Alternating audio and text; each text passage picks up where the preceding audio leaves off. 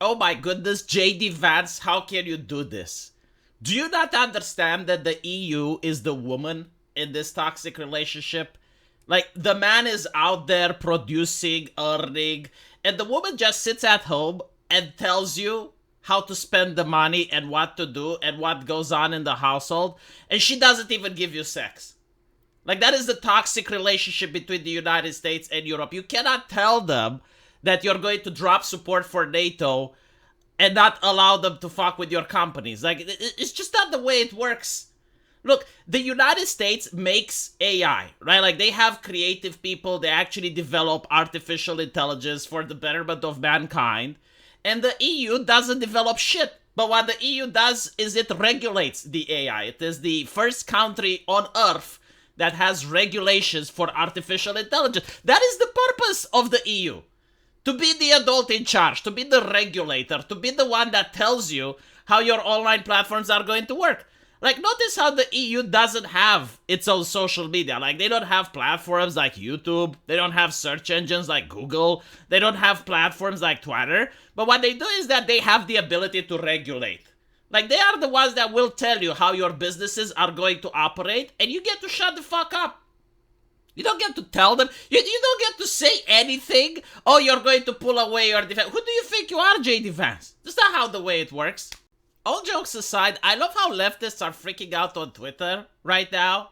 And they're acting like this is the ramblings of a madman. Like they placed a madman in charge of the United States. And look at the absurdities that he is saying. When, if you're educated and you know a little bit about human history, you would know that this is the norm. This is how things usually work. I mean, the nation that is the world hegemon and has the military might, they are the ones that get to tell other nations how to behave. This has been the case throughout human history. Like, the British Empire said, yeah, if you do slavery, we're going to fuck you up. And it wasn't necessarily like we're going to send our armies to fuck you up. No, we're just going to stop trading with you. Good luck. And many nations were like, oh shit, I guess we gotta drop slavery, like the Congo kings. We're like, okay, well, I guess like this is what we gotta do. The United States did the same. The United States went around the world spreading LGBTQ ideology. Up until now. I didn't see the leftists complaining. Like there was actually an event with Hillary Clinton talking about how to raise acceptance for homosexuality in Uganda or some other African nation. It's like, what do you think that was about? Oh, like literally spreading the ideology in other nations. But for some reason, when the ideology seems to be free speech, because that's what it's about, Oh, now it's a problem. Now we gotta draw a line. How can he suggest that thing? The reality is that the European Union is looking at China and they're salivating at that authoritarian system. It's like, we want some of that here. Like, why can't we censor our citizens? Why can't we stifle free speech? And the problem that they're having is they're constantly meeting these American companies. They're running head-to-head with Twitter. They're running head-to-head with YouTube. And up until now, most companies were collaborating with the EU. And they were saying, okay, well, if you want to censor stuff that's even legal in your country, but you just don't want it online, yeah, sure, we're going to do that.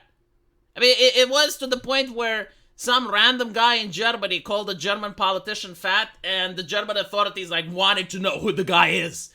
Like, who dares? Who dares question the aristocracy? Like, you insulted a politician. And the reality is that this is not the Europe that I grew up in. In fact, I spoke with a couple of people from Germany, and one of them told me that back in the day, they used to go into this fair that was in their town, and they were making fun of all the politicians. They were making fun of Merkel. They were looking at it and they were saying, wow, it's so good that we have freedom, because back in the day under the Soviet Union, you could never do something like this. You could never make fun of a politician. People in China cannot do this. Like, they cannot make a fair where they have Winnie the Pooh as Chairman Z. Like, that would be unthinkable, right? Well, nowadays, it's like, well, how dare you make fun of the fact that a green politician is plump? Like, do you not know she is grüne? Grüne is a synonym for the aristocracy. So, this is the mentality that now has to be on the internet, right? This is the mentality that has to be on Twitter. Like here's another thing that the EU did.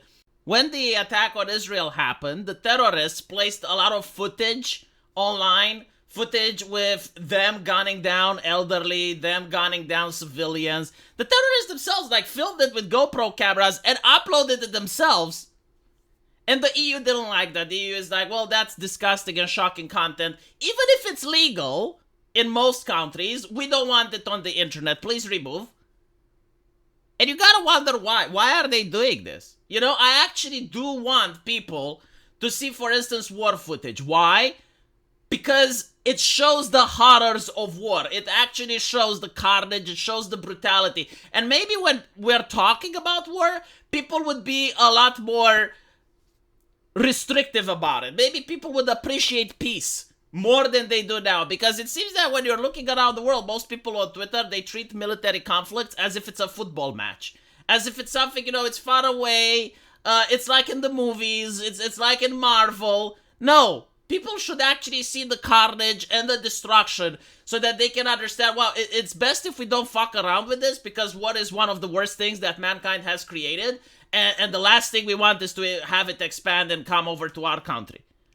But no, like the EU is very interesting when it comes to their propaganda. So, like, if you guys remember the dead kid on the beaches of Greece, it was in every single newspaper. It was on every single mainstream media channel. Like, the EU was fine with that image being displayed. But when you have like a terrorist attack at an Ariana Grande concert, all of a sudden all the images are censored, everything is wiped off from the internet. Why is it though? Why cannot they not have like a firm stance? Either shocking images are allowed in all cases, or shocking images are never allowed in any case. And it also boggles the question, like, why shouldn't they be allowed? Like, if you are an adult and you want to see what happened at a disaster, why exactly is it that another adult that just happens to have a government position decides that you're not allowed to see that? I have yet to hear the answer to this question, but yeah, no, many people from the EU do not agree with the censorship in the EU, especially in Eastern Europe. Like, most people here in Eastern Europe, they're for free speech and the freedom of information. And it seems that the EU disagree with it. It's like, no, information has to be controlled. The government has to decide what is dis and misinformation. And platforms that do not abide by these rules, they have to be sanctioned. And, you know, if it takes for the United States to say, like, stop fucking with our free speech because that's our culture, you benefit from our military, so you best accept our culture as well, maybe this is the way forward. And the fun thing is, as I mentioned, it wouldn't have to be. The EU should have its own social media. Why don't we have Germany or France or any of the other EU countries making a rival to Google, making our own AI? And the answer is over-regulations. Over-regulations. Like, for instance, GDPR is what crushed the internet, and why no company within the EU is capable of rivaling Silicon Valley. It's because it's so expensive to maintain to the GDPR standards that unless you have the money and the finances of Facebook and Google, you can't do it. You can't have upstart. There were upstarting companies. Like, there were small companies that were starting to grow. There were like small social media companies that were starting to appear in the European Union. But they got absolutely crushed and decimated by the GDPR. So, they deserve it. Like again, it pisses me off. Like, China gets to have its social media and AI. Japan gets to have its versions of social media websites. The United States is leading the world when it comes to AI and social media. The European Union just cannot. And it's not that we don't have the resources, it's not that we don't have the capabilities, it's not that we don't have the manpower or the intelligence in order to make our own versions. It's just that the EU just absolutely crushes the private sector. And we gotta rely on other people's stuff. So JD Vance has suggested that America's support for NATO should predicate on the European Union not regulating Elon Musk and his ex-media. And by the way, you know, like, they hate Elon Musk, but they like his satellites. Oh, Starlink's so good. Oh, Starlink helps us in the war. Oh, but we don't like Elon Musk as a person. Tough shit. The Republican vice president nominee claimed in an interview that a top EU official had threatened to arrest the billionaire if he allowed former President Donald Trump back on X. Again, they created this drama. Why did they treat President Donald Trump as a criminal when it seems that he won the popular vote in the United States? Like, what exactly do they have to say about the American citizens if this is how they treat their representative? So, America should be saying is if NATO wants us to continue supporting them, and NATO wants us to continue to be a good participant in this military alliance, why don't you respect American values and value free speech? Exactly what I said. Like, you like American military so much. You like the fact that the U.S. taxpayer gets to play for our defense, but at the same time, you hate the fact that the U.S. taxpayer doesn't vote how you want. It's insane that we would support a military alliance if that military alliance isn't going to be free speech. It's not only that, like, they don't respect your commander-in-chief, apparently.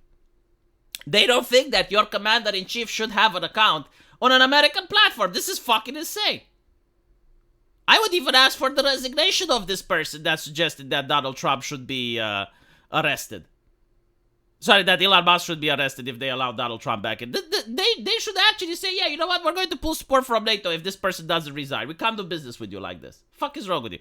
You want our military, but you think that our commander-in-chief doesn't deserve a social media account on an American platform. Who the fuck do you think you are? I'm not going to go to some backwoods country and tell them how to live their life, Van Sounded, but European countries should theoretically share American values, especially about some very basic things like free speech. They don't know what this concept is. They don't know. Like in Germany, they constantly arrest people for free speech. The UK, I guess they left the EU, so they don't count, but they arrest people for stuff they say on social media. Even worse than Russia.